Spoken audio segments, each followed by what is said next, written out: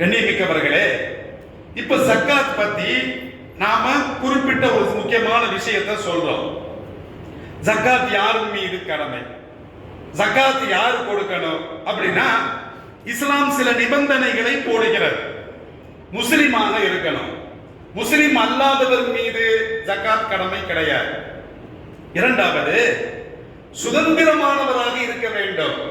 ஒரு அடிமையின் மீது, அடிமை கோடி கோடியாக சம்பாதித்தாலும் அந்த அடிமையினுடைய சொத்து பொருளாதாரம் எஜமானனுக்கு சாரும். அதனால இஸ்லாம் என்ன சொல்கிறது? சுதந்திரமானவனாக இருக்க வேண்டும்.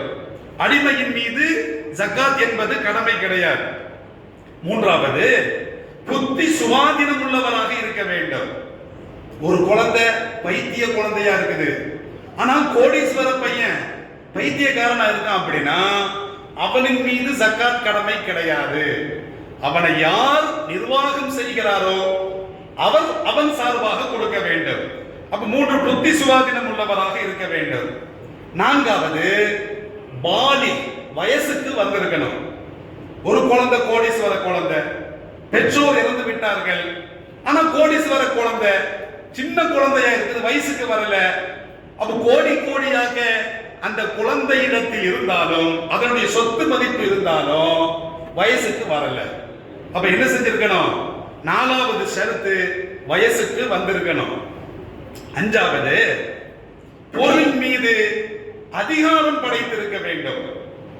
ஆறாவது, ஒரு பொருள் ஒரு வருடம் முழுமையாக பூர்த்தியாக இருக்க வேண்டும். ஏழாவது, அந்த பொருளாதாரம் நமது அதிகாரத்தில் இருக்க வேண்டும். இப்படி 7 நிபந்தனைகள் இருக்கிறது. என்ன பொருள், என்ன பொருளாதாரம் இருக்கணும் அப்படின்னா, ஸல்லல்லாஹு அலைஹி வஸல்லம் காலத்துல தங்க நாணயங்கள் அல்லது வெள்ளி நாணயங்கள் பயன்படுத்தப்பட்டது. ஸல்லல்லாஹு அலைஹி வஸல்லம் காலத்துல விவசாய பொருட்கள், அரிசி, கோதுமை இப்படி பயன்படுத்தப்பட்டது. ஸல்லல்லாஹு அலைஹி வஸல்லம் காலத்துல அந்த பேரிச்சம்பழம், அந்த திராட்சை பழம், இது அடிப்படையான அம்சங்கள், ஜக்காத்தினுடைய மூலப்பொருட்கள். கால்நடைகள்னா அப்போ ஆடு, மாடு, ஒட்டகம், இது மூன்று கால்நடைகள். கோழி கால்நடைகளை வராது, குதிரையும் கால்நடைகளை வராது.